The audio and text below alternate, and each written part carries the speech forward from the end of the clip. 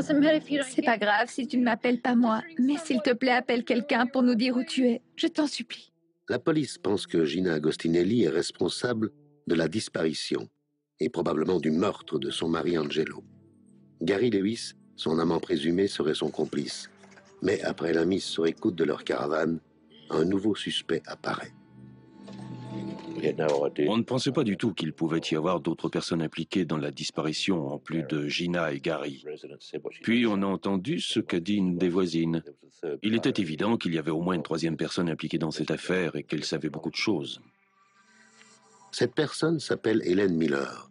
C'est une bonne amie de Gina et elle explique à la police que c'est elle qui a lavé la serviette dont s'est servie Gina le soir, où elle a été blessée au bras.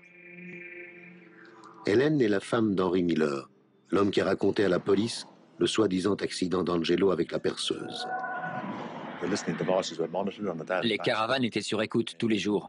Et on sait qu'Hélène est allée chez Gary et qu'elle a dit quelque chose comme « Je ne sais pas comment je vais tenir le coup plus longtemps ».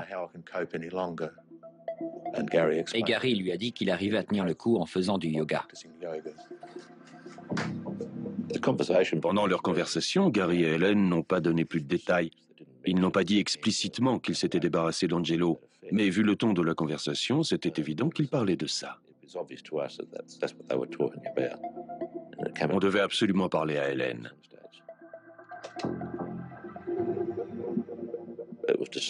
Ils étaient en train de parler, donc on a décidé de laisser les appareils d'écoute plus longtemps pour en entendre un peu plus. On aurait pu en apprendre davantage, comme l'endroit où Angelo était enterré, si tel était le cas.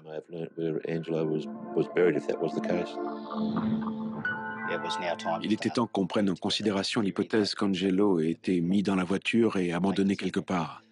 Donc on a commencé à chercher dans le parc national de Canunda.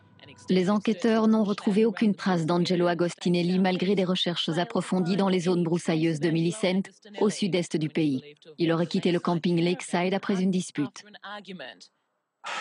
Vous avez des pistes ? Je peux confirmer que la nuit de la disparition d'Angelo Agostinelli, après leur dispute, sa femme a été soignée à l'hôpital de Millicent pour une entaille au poignet. Et aussi qu'il y avait du sang dans la voiture d'Angelo. En faisant des recherches, on espérait que ça inciterait Gina et Gary à parler de l'enquête et qu'ils diraient si on cherchait au bon ou au mauvais endroit. On espérait avoir des indices sur l'endroit où chercher. Comme s'ils s'étaient entourés de précautions, Gina et Gary n'échangent aucune confidence compromettante au téléphone. Par contre, la réflexion d'Helen Miller disant mal supporter la situation intrigue suffisamment les policiers pour qu'ils décident de l'interroger. Madame Miller, si vous voulez bien, on va commencer. Dites-nous simplement ce que vous savez, s'il vous plaît. Gary est venu me voir jeudi dans la nuit, à 1h30 environ.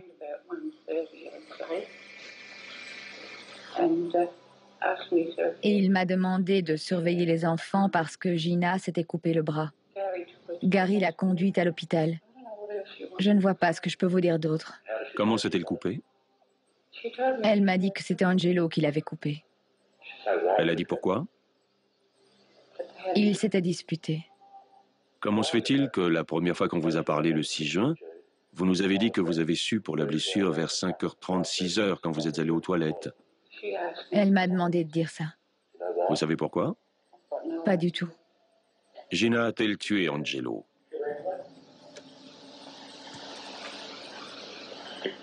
Pas que je sache. Vous êtes sûr? Oui, je suis sûre. Parce que vous semblez avoir des doutes.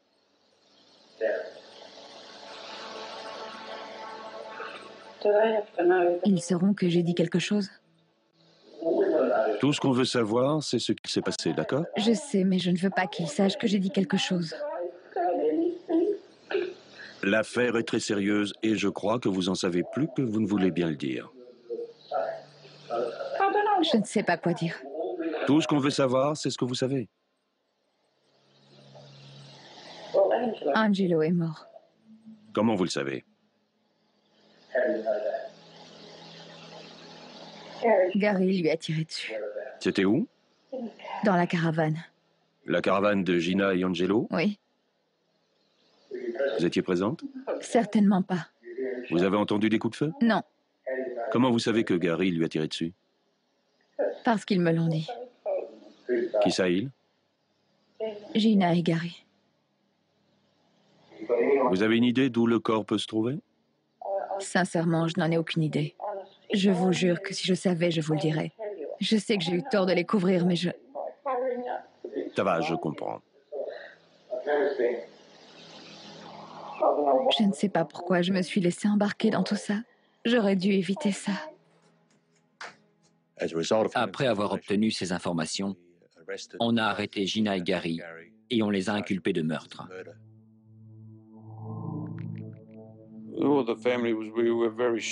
Dans la famille, on était tous très choqués que Gina soit arrêtée. Je ne pensais pas qu'elle était capable de tuer quelqu'un. Je ne voulais pas y croire.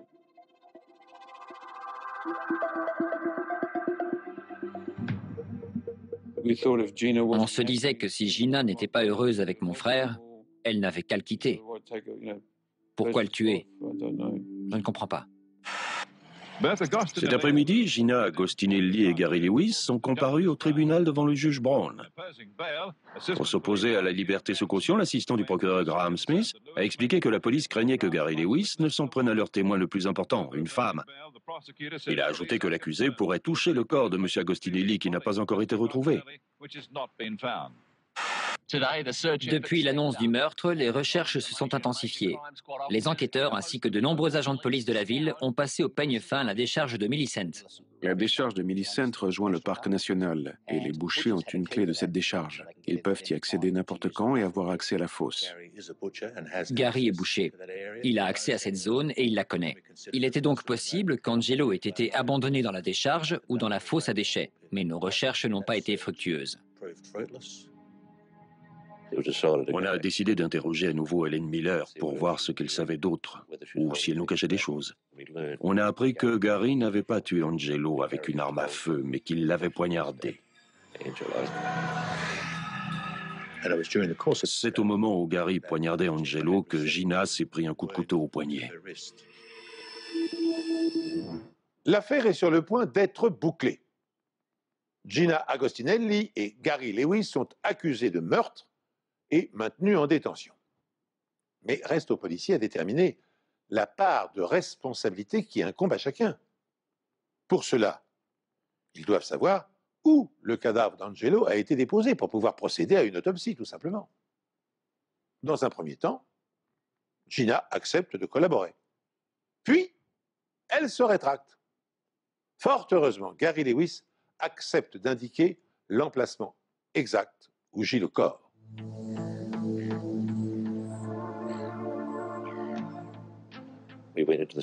On est allé dans les broussailles, on s'est frayé un chemin sur environ 5 mètres et là, on a trouvé le corps.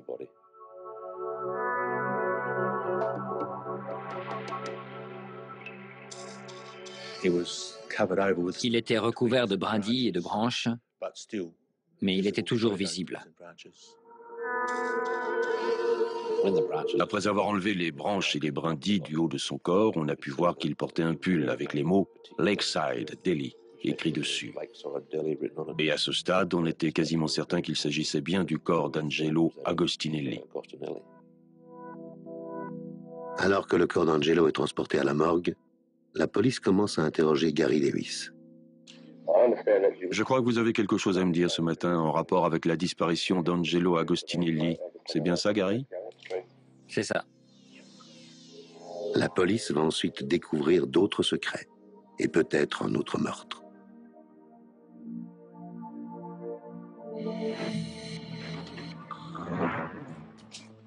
Le corps de la victime a été découvert à 10 mètres du sentier dans le parc national de Canunda, près de Millicent, à 11 heures.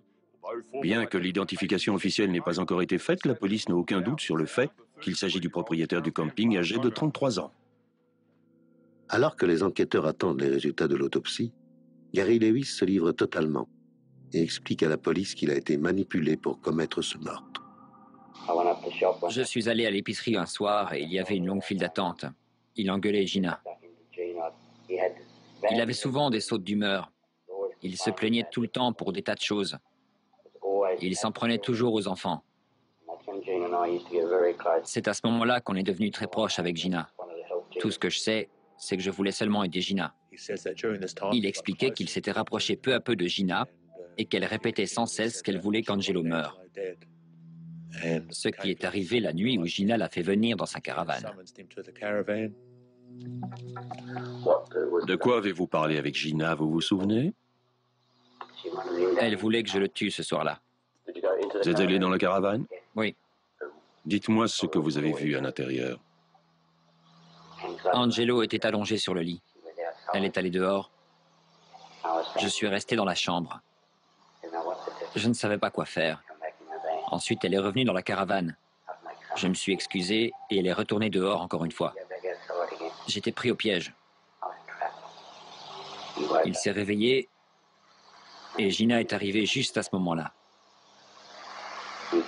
Il a essayé de se lever du lit. Il est tombé et il s'est cogné la tête sur le bord de la table de nuit.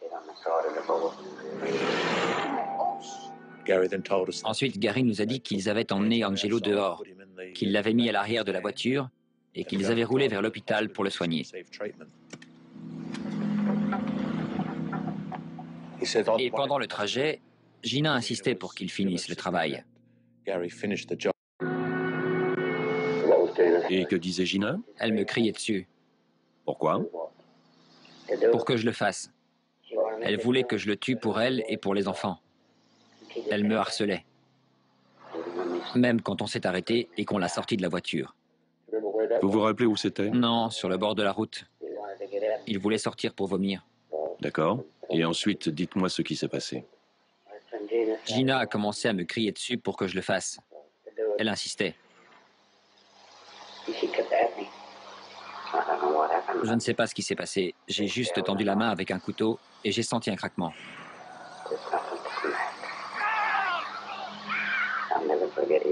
Je n'oublierai jamais sa voix. Il criait « Pourquoi tu me fais ça ?» Combien de fois vous l'avez poignardé? Juste une fois.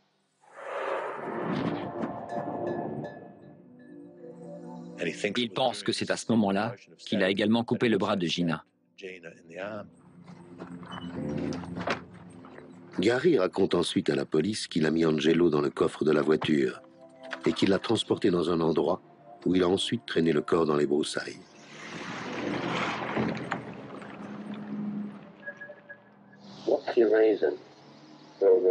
Pourquoi vous avez fait ça? Vous avez une liaison avec Gina?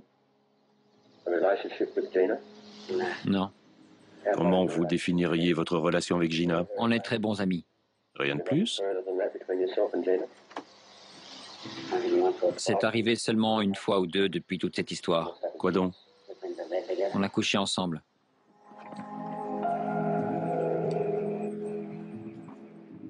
Les résultats de l'autopsie pratiquée sur le corps d'Angelo révèlent que, contrairement à ce qu'a prétendu Gary Lewis, la victime a été lardée de coups de couteau et non pas frappée à une seule reprise.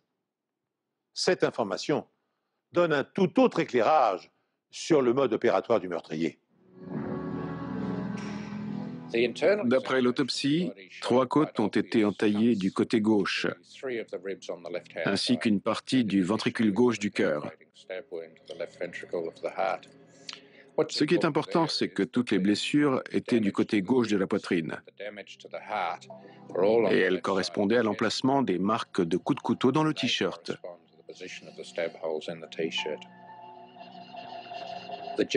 Le pull, quant à lui, n'avait qu'une seule marque. Ce qui veut dire que l'assassin l'a ôté avant de poignarder la victime.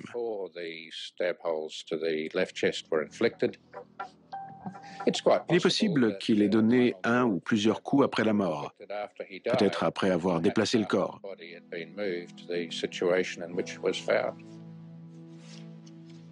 Nous avons également découvert une importante blessure à la tête. La blessure est tellement profonde que ça ne peut pas être dû au fait qu'Angelo se soit cogné la tête sur la table de nuit. L'assassin s'est servi d'une arme. Pour avoir fait des dégâts comme ça, c'était certainement un marteau, mais un peu plus gros, comme une masse. En ce qui concerne le déroulement des événements cette nuit-là et le moment où la victime a reçu les coups de couteau, on peut seulement faire des spéculations. Je pense que Gary essayait de minimiser son rôle le plus possible dans cette affaire. Il y avait une part de vérité dans ce qu'il disait, mais à chaque fois, il essayait de diminuer sa part de responsabilité. En effet, Gary raconte aux enquêteurs que Gina essaye de tuer Angelo depuis des mois et que la femme qui les a dénoncés, Helen Miller, fait également partie du complot. Helen Miller écrasait des comprimés parce qu'elle faisait souvent manger pour eux. Et elle mettait la poudre dans des gâteaux ou dans d'autres plats qu'elle préparait pour Angelo. Qui vous a dit ça? C'est elle. Vous dites qu'il y avait une sorte de complot entre Hélène et Gina pour empoisonner Angelo?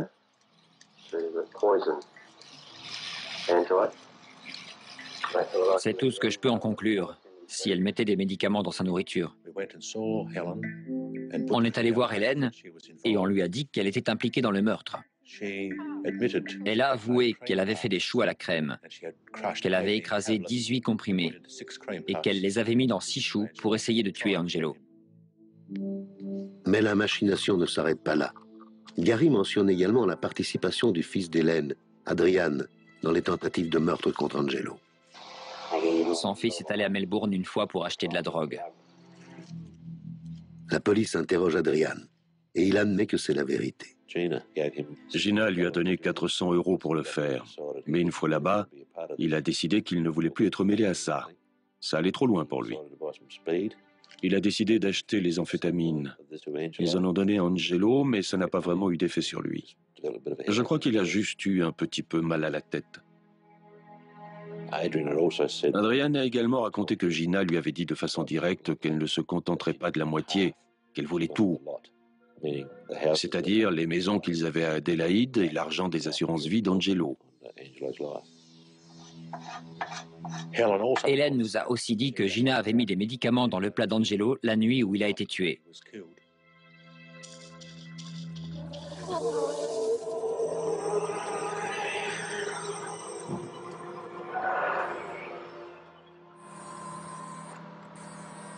La police scientifique procède à une analyse toxicologique du corps de la victime.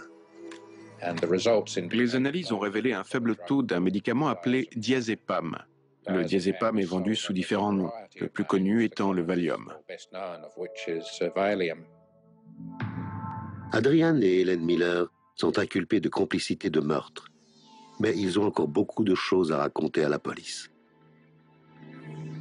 À notre grande surprise, l'affaire prenait encore un nouveau tournant. On a découvert qu'il y avait peut-être un second meurtre.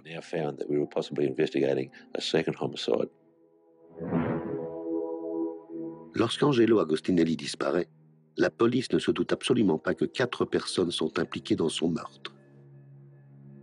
On pensait que seulement 2 personnes étaient impliquées.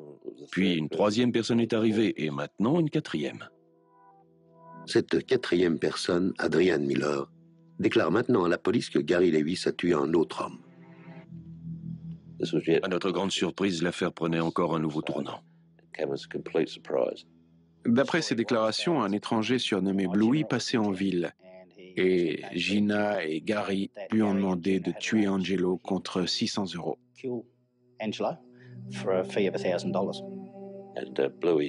Bluey a apparemment demandé plus d'argent. Le ton est monté entre lui et Gary l'a tué.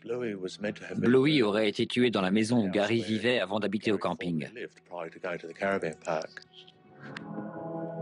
Adrian a dit à la police qu'il était allé dans la maison et qu'il avait vu une grosse tache sur le tapis. Donc, quand les enquêteurs se sont rendus sur les lieux, ils ont pu le confirmer.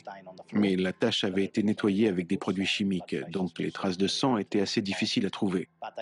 Ils ont aussi trouvé un matelas d'eau déchiré. Adrian a dit que Gary avait tué Bluey et l'avait mis dans un matelas déchiré, qu'il l'avait sorti et enterré tout près de l'endroit où Angelo avait été retrouvé.